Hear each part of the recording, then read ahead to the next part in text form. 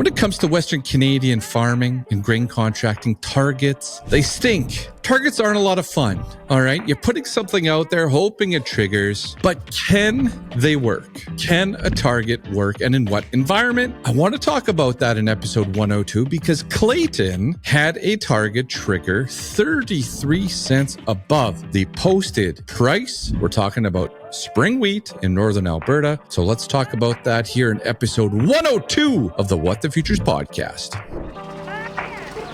Hey folks, welcome to the What the Futures podcast, your quick guide to better farming decisions.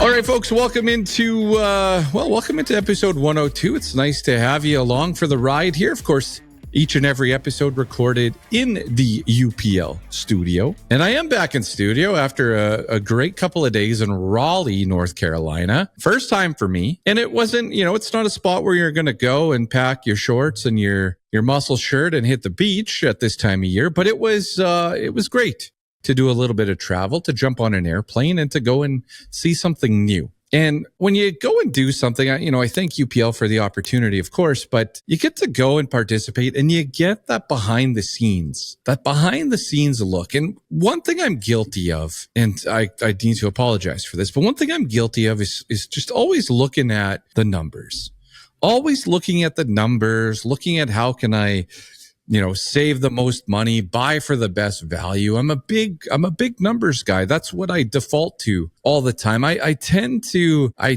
put a less emphasis on service, less emphasis on some of the deliverables. I'm a big numbers guy. But when you get to go and experience something like this, you get behind the scenes, you get to see some of the new, I want to call it new science, but maybe there's a different way to say that. But some of the new things, you get to see people that wake up every day, go to work, pour a cup of coffee, and have a problem that they are trying to solve or tackle or make better. And not even that. We got to see the greenhouses. We got to see some stuff growing. But even in the government relations stuff or the common goal things, where people in the background are working towards a common goal with farmers to achieve something. I get a quote with numbers, and I think about numbers and I think about performance. I don't think necessarily about the stuff in the background. Logistics, warehousing, where's the stuff made as well,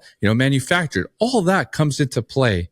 And people, just meeting people that that maybe you deal with regularly in your day to day. Maybe you deal with them, maybe you don't deal with them, but seeing people in the background. Well, one thing about it though is that farming it's a people business. Like that was a common theme on the trip. It was, it's a people business. We work in rural areas. You make big decisions. Some of them are massive decisions, but a lot of big decisions. And at the end of the day, farming, Western Canadian farming especially, it's a people business. All right. You want people there to support you. You want people there to come at you at your farm with the best intentions. And that's just one of my takeaways. And it's a people business. You get to see the great people behind the scenes. All right. Shout out to Evan and JC. I need them. If you're listening to this, Evan, thank you. You're getting me a listen in Halifax, but they're down in Halifax. They're at the Olympic curling trials. I want to say, as of recording, Team Dunstone, Team Jacobs, and I think that gentleman from out east, Gushu, I think they were all tied for the lead on the men's side. On the women's side, I think Homan was up there. I saw that Caitlin was falling behind a little bit, so hopefully she had a good day today. To stay in the hunt for the playoffs. But I think I saw Homan up there and maybe Einerson was up there as well. So we will have our Olympic team here by the end of the weekend. Evan sent me a great picture. Of course, they won the Harvest Hustle contest. They're there. They're having a great time and they got full access. So that's all wonderful. Also, a big thank you here. I've got a whole list of thank yous. We did the online auction for the CCAW, again, supporting the Farmer Crisis Helpline, that 1-800 number that you can reach out to the great folks at the CCAW. And And if you're in a tough spot, if you're having a tough moment, a tough day, a tough week, there are resources available and a great team that know about farming behind the scenes. So that number, if I don't say the number, I'm not doing it any justice here, but the number against the National Farmer Crisis Line, 1-866 FARMS, so FARMS 01. That is the phone number. You should save that in your phone. All right. You never know when you might have to send that over to a friend or a family member, or you may need to use it yourself. Again, they're there to support you in your time of need. All right. So big thank you. Again, I want to thank Chuck Penner donating 2 subscriptions. And we have Maury with ProGrow had a fantastic package out there as well. Trent Clarenbach, a 1-year subscription. Yvonne and Amanda on my team, they're doing a custom farm logo and branding package. Thanks for that. What else do we have here? We also have Trigger Grain Marketing, Sarah Cachet. Thank you for that 6-month subscription. UPL. What else do we have here? And we had an anonymous donation as well, a $500 gift card to Cabela's. So thank you for that if you're listening in here. Appreciate it. And of course, thanks to my wife. Her salsa and chips went for $235. Big thanks to Robert for getting trigger happy on the bid button there, buddy. I don't know what went down, but it is 2 jars of salsa, man. Anyways, I hope the accountant's all right with that one, but good on you. Thank you to Kyle for a direct donation, Jason with a winning bid with left field, Clayton with his winning bids as well, bought a couple different packages, Kevin, Mark, Nathan, Sean, Carl, Brent, Ryan, Sheldon, thank you everybody. We raised just right around 10 grand for the CCAW. So good on you, and thank you to everyone that contributed, participated, put their bids in. That's all fantastic stuff. All right. Okay, I got to apologize now to the YouTube listeners of the show. We were not hitting a button. This is kind of a funny story in a way. When you put something on YouTube, you can put it out as a video, and you have to add it as a podcast as well. So YouTube, just like Apple, has podcasts. And we got a message from a listener saying, I thought What the Future's completely shut down in January because I was listening through YouTube and that was the last episode and I just thought you went away. And so to those of you on YouTube, we fixed it. All right. We fixed it. We're back on YouTube on the podcast side. And we just wanted to say, we're sorry. All right. Do me a favor. Hit the subscribe button. If you get a chance, you can put comments on YouTube. You can put a comment. Try my best to answer them. I had a couple good ones come in. Some fertilizer discussion, some crop marketing discussion. I try my best to answer those. And so don't be a stranger. Put a comment. If you have feedback, there's also a spot, like Apple Podcasts or Spotify, I think as well. You can put some feedback on the show.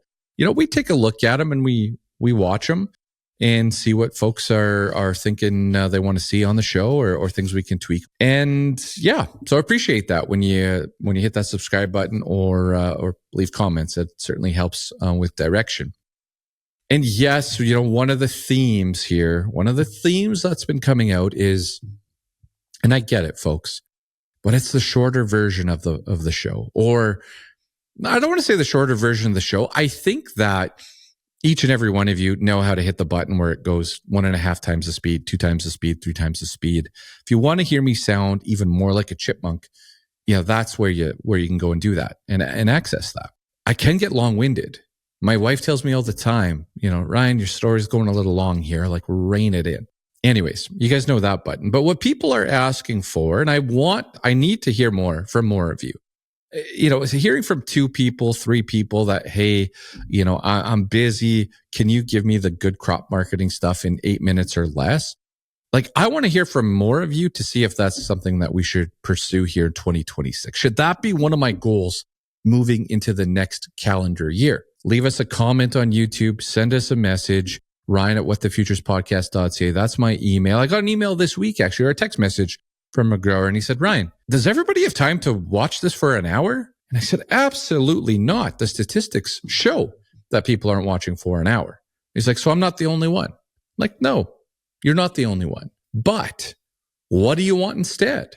I'm not going to stop doing a 1 hour-ish show every week. That's not going to change. But if there's a spot here where you guys are like, hey, I want this delivered in this way, hey, I'll think about it. I'll give it a look. All right.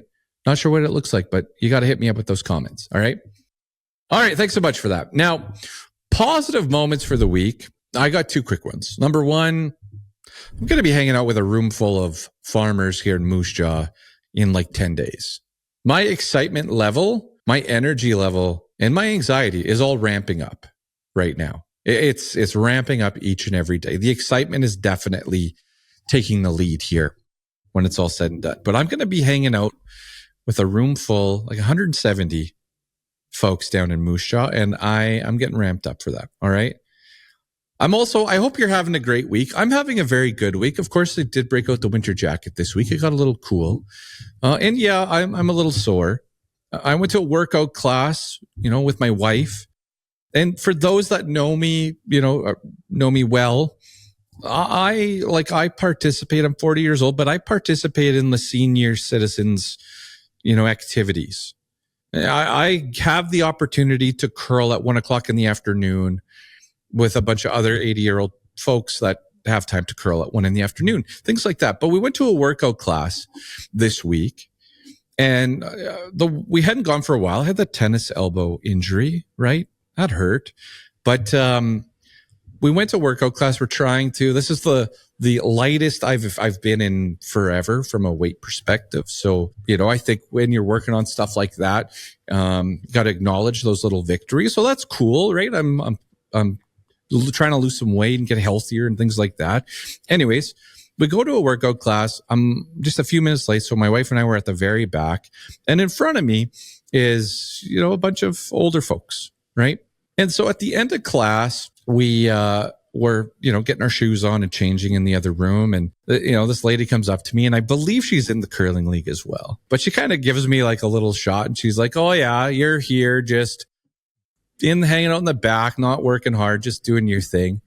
And I'm drenched in sweat. Like, I'm in terrible shapes, right? So I'm drenched in sweat. And I look at her, I said, okay, lady. I said, I'm the one in the back. You hear that wheezing in the back and that grunting? Like, that's me suffering through this workout in the back. And by the way, you and I were lifting the same weights. Okay. So if anybody needs to be humbled here a little bit, it's certainly me. And if anybody needs to eat, I don't know what the right words are here, but eat some pride. Yeah, it's me, because I'm the one huffing and puffing back there, and we're doing the same stuff. All right. All righty. It's been a good week though. It's been a lot of fun. Moose Jaw, it's 2 weeks away. Getting excited, working on the fine details. And all I have to say is, let's go. Let's rock and roll. Moose Jaw, we're coming for you in 10 days. Okay. Shout out here also, Connexus Credit Union. We have 2 farms. They sponsored 2 farms. Dean from Yellowgrass, Saskatchewan. Brandon from Foam Lake, Saskatchewan. Again, they won the sponsorship opportunity with Connexus Credit Union. So thank you, Connexus, for stepping up, not educating, but putting farms in a position to come to an event, to learn something, gain some education, gain some skills, and just take that away to do better moving forward. So we picked our winners. Thank you to everybody. I think we had like 30 people apply for that. And so good on you. And if you're like, shoot, Ryan, I didn't get in, I still would like to go. All I can say at this point is send us an email, ryan@thefuturespodcast.ca. I'm not promising anything, but send an email. If we can help you out, we certainly will, and try to get you into that room. Now, of course, John Deere, sponsor of the show, sponsor of the conference, they are activating a break in Moose Jaw. So we have I talked to someone late yesterday, and they said, we're talking about the conference, and this person works in the industry. They're not coming to the conference, but we're just talking about the conference. And I said, crop marketing, farm business stuff can be a little bit dry and a little bit boring at times. Like, it can be. It's not boring for everybody, but for some, it can be boring. dull, maybe is the better word. And so when we have moments, breaks, warming up, lunch, we're playing energetic music. We've got fun things to do. We've got the merch tent. We're trying to bring those spaces, have them be really fun and light so that you're ready to go and tackle it again. There's nothing worse than sitting through 8 hours of meetings, getting to that 4th, 5th, 6th hour and being like, oh my goodness, like when will it end? So we try to really ramp it up. And so John Deere sent me a note and said, hey, good news. We just shipped you 4 RC tractors from the warehouse. Use them for whatever you want and have some fun. So I don't know what's coming yet. They haven't arrived yet, but these RC tractors, we're going to race John Deere tractors down in Moose Jaw for one of the breaks. We haven't figured it all out yet, but we are going to race RC tractors. So I'm looking forward to that. The other thing as well with when it comes to, my love for harvest profit from a financial platform perspective, but I had a grower email me the other day and said, hey, I'm really disappointed in what I'm using. I thought I found the solution for my record keeping and my crop marketing, but I didn't. I'm disappointed. You talk about harvest profit. Like why? Why is it the one that stands out for you? And for me, there's a bunch of different things out there, a bunch of offerings out there, but it's about being able to use the darn thing, being able to use it in a timely and efficient manner. Everybody's busy. So if I'm using this thing, I want to use it and not get stuck. Support. I have a question, I get an answer. I have a question, I can go down the YouTube library to learn more. Or if I want to spend time getting better at it, I can go down to the YouTube library and get that sorted out. But also it's the connection to John Deere Operations Center, right? Like my brother is the John Deere Operations Center wizard on our farm, along with dealer support, doing that. But I get to tie that all in a very nice, efficient way. And that's why it works. That's why we do it. And there's other reasons, but those stand out for me today. Okay, let's talk crop marketing now. I've got some marketing stuff. It's really interesting to me because before I hit the record button, I try to get a sense of what's happening. What messaging is kind of out there from a market perspective. I check in with a few newsletters or blogs, or I check prices, like just to get a temperature. And so I wrote my stuff out first with excitement. And I was like, oh, wow. Okay, like these prices are climbing, and here's a couple of positive things that are better this week than they were last week. I did it first, and then I read the stuff, and I was like, all right, we got some different messaging going on here, because everything I read was like dull and doom and gloomy and not great. And I'm looking at my sheet like, all right, I got positivity here. Not what we want. We want more and we want higher prices, but you'll get what I mean in just a second. All right. So I wrote down $8 yellow peas in Alberta for immediate delivery. I haven't seen $8 yellow peas since, right before harvest time, I would say, something like that. Nice to see it. It's not everywhere, but it's higher. It's 25, 50, 30 cents higher. Yeah, I thought that was good. I actually backed that up with another yellow pea bid from a large company just to see like, oh, where are you at? And they were 27 cents higher than I expected. So, the India thing comes out, the tariff news comes out, and we have recovered quite nicely from that. So, hey, there you go. There's an opportunity there. 24-cent red lentils. Hadn't seen that number since before harvest at 24 cents. And, okay, I know a bunch of you are going to say, Ryan, I'm staring down at 22 here, but 24-cent red lentils. I'd call it Central Saskatchewan. Hey, somebody wants to buy it. The price popped up half a cent. Like, oh, that's positive, right? My phone's been ringing off the hook here. Messages, calls about what do I do with marketing wheat? And we've got about a 50-cent climb in wheat, over the last, since harvest, I would say. Now it does vary out there, but the theme is that you as a farmer are being, I'm going to use the word hassled. People are bothering you to try to buy your wheat. And when they come to the table, the prices are climbing just a little bit. Futures had a weird day. We'll talk about that in a second, but the prices are climbing and they're bugging you. They want it. I think you got to do something here. I'm expecting to make a wheat recommendation. By the time you listen to this, I may have already made one, but I think, it's a sign that's positive when somebody wants to buy the crop you have in the bin. And every time they reach out to you, the price climbs just a little bit. All right. And then feed barley. Hey, like delivered Lethbridge, it ain't far under $6.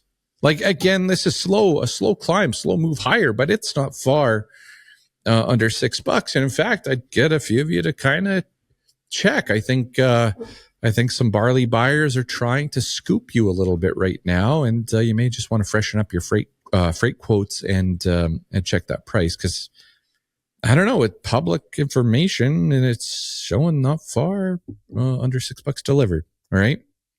Okay. Now I wanted to talk. You know what? Let's talk about markets a little more marketing type stuff here from just like a news perspective. I think that we're going to talk targets after that. Okay. So let's talk a bit of news stuff and we're going to talk targets after that. So number one, I think the China-US trade deal stuff is fluff. It's noise. It's distracting. Does it move markets? Yes, it does move markets. But overall, it's a very tired story to me. It's at the point where I don't, I see it and I don't really acknowledge it immediately. Like I'm be like, all right, I'll get back to that one. All right, I'll get back to that story. It, again, does social media move our markets? Yes. The headlines move our markets 100%. But it's just kind of noisy stuff out there. Not regardless, but many times you look at what prices do during this time of the year and they appreciate. Harvest low, and then we see a rally. Harvest low, basis starts to get better, futures tend to recover, especially in something like spring wheat or canola, a lot of our pulses as well. You get the harvest low and then you start to see the recovery. But behind that, I still think the same type of themes present themselves. I still believe that we are in a world where with most commodities, we have adequate production. We have enough stuff. We grew a lot of stuff.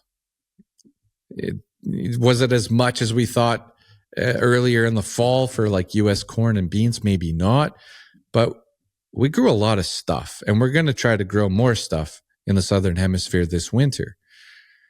The demand side of the equation is lackluster. It's a little quieter. Yes, you'd layer in some politics in here, some trade policy, some tariffs. You'd layer that in as well. But demand, if somebody really needed it, then the tariff or that trade policy may represent that. It may not be there, or it may be less, to represent that demand. But demand to me is still lackluster.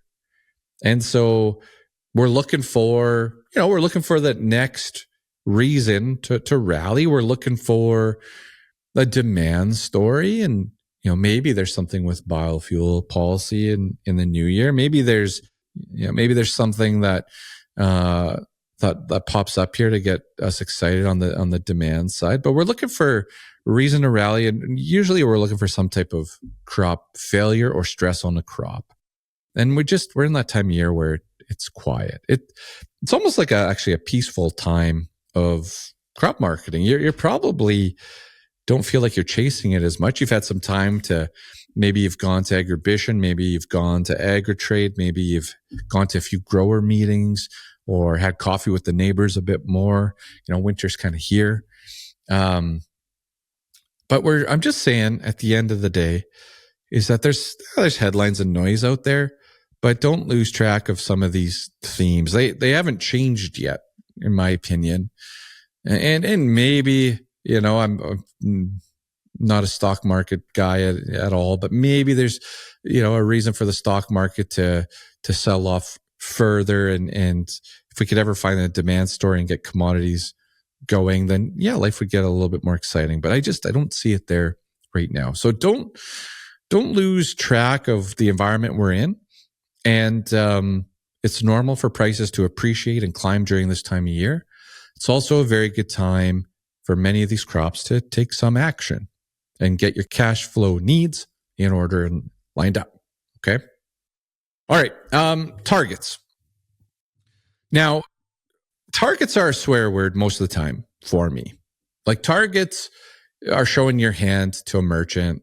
It's a very effective tool for them when they can see the tens of thousands of tons, hundreds of thousands of tons at set prices across the prairies. They know where they need to get to.